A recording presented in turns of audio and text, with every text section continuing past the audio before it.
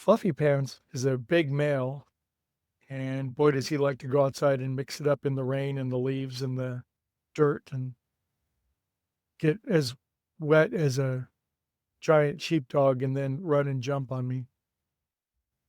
Ah, kids, what are you going to do? Anyway, welcome back. Stormy weather, huh? I'm not sure if it's stormy in Oregon where Brian is, but probably. I lived in Oregon for 9 months, and that's all that it was. I wanted to get back to California so bad I could taste it. But people in Oregon, they really like it. To each their own. Anyway, the stormy weather. So this reminds me of a thought. And the thought this week that we're examining is the idea of healing, and not only the healing of ourselves, but the healing of others as well. And would you like to be a healer of others? I bet you already are. I bet you already have a healing influence on others in your life, and you have a particular and unique knack and proclivity for being a healing influence everywhere that you go. But with that in mind, and given that it's a stormy day, it seems to me like we humans, there's a particular weather, if you will, weather, weather, and it's whether the weather of our life is stormy or calm and peaceful. Do you know people that have stormy weather in their mind, whose general state of mental condition is a storm? I think we might know people like that. Maybe we know them very intimately. Maybe we occasionally have storms that go through our own mind.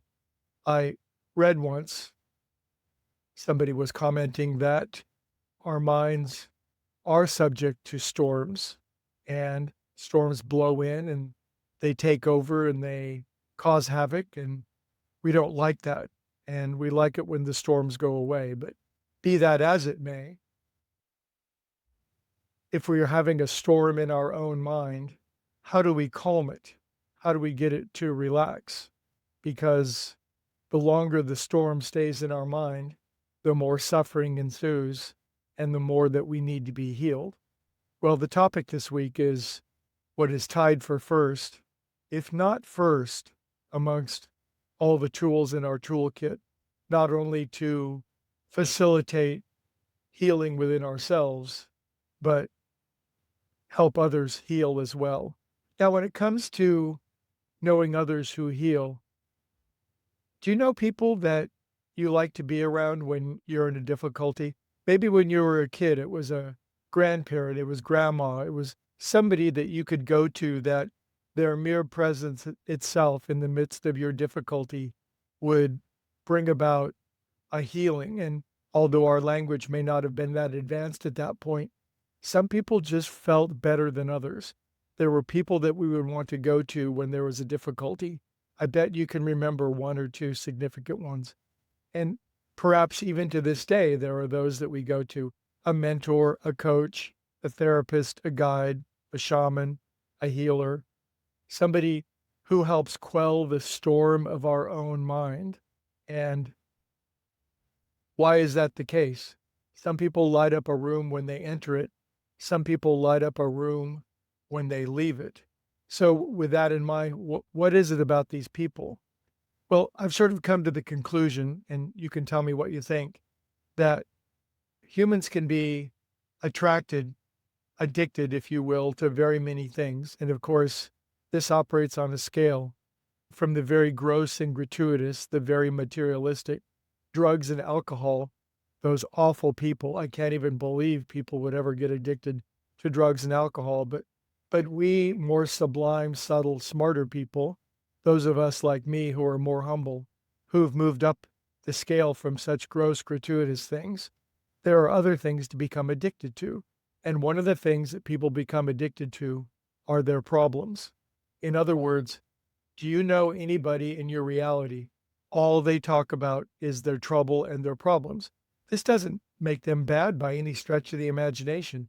It just makes them peculiar, idiosyncratic, and curious, that people would be so damn addicted to their problems. They talk about it, they blog about it. It's all you ever hear. In other words, there's a storm in their mind and they never let it pass. They're always whipping it back up into a frenzy, and thus the problem never goes away. They say they want it to go away, but aren't we to some degree, in some weird way, in love with our problems? They're familiar, they're gooey, they're squishy, they fit just right, they justify us, they give us something to talk about, they're emotional. So, what's the cure to all this? Well, it remains the same. And it's the hardest addiction to break. But once we break it and we get good at this tool, it gets stronger and stronger.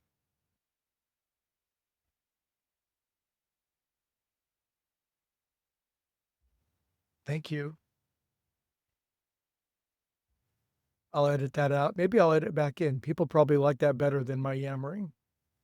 The answer to all of our problems. The answer is thinking about God instead of thinking about the difficulty. That premise is so bloody simple. And yet, when the momentum of our mind is on a problem, just like in physics, an object in motion tends to stay in motion until it's acted upon by something else. Sir Isaac Newton taught us that. A problem that has momentum in our mind only continues to gain momentum if we're going to keep whipping it into a frenzy. Now, who do I know that knows this? Me. If there's one thing I love, it's getting involved with a nice problem and then just pushing it down the road like a kid back in 100 years ago with a ball and a stick, pushing it down the road. So, once upon a time, somebody taught me to think about God rather than my problem. And while it's simple, it is the hardest thing sometimes, especially when the thing has momentum.